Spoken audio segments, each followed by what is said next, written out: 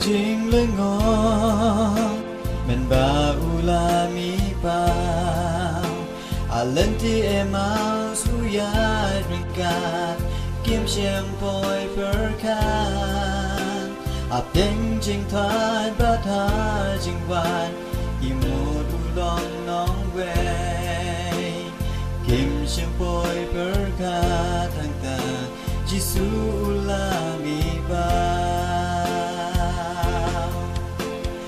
Juang ta ka kamra kat pagi dan donlai ka jing she ting oi ki ken kawan yo non chun kin wan wan ang ta jisu la mi pao a peng lagi sen ran long jing so ka ki uong man sim ba ko yun wa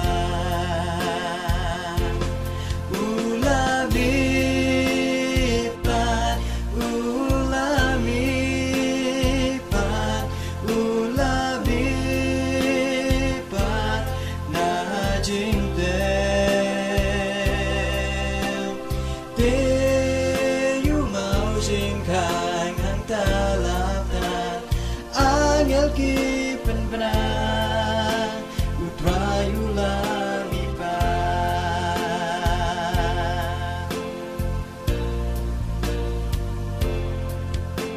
ke ena boy a pentecost pagi dan donlan kalena breng ang ta kurtep ka beng kom theli ding bat ve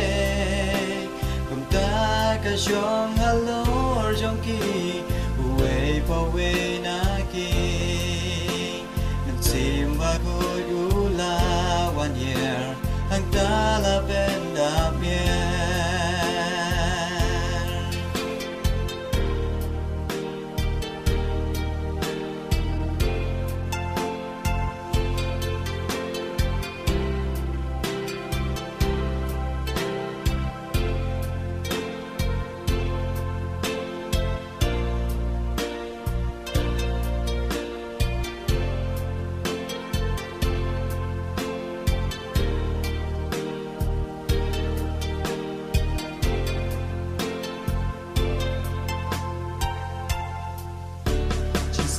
Beloved crowd aja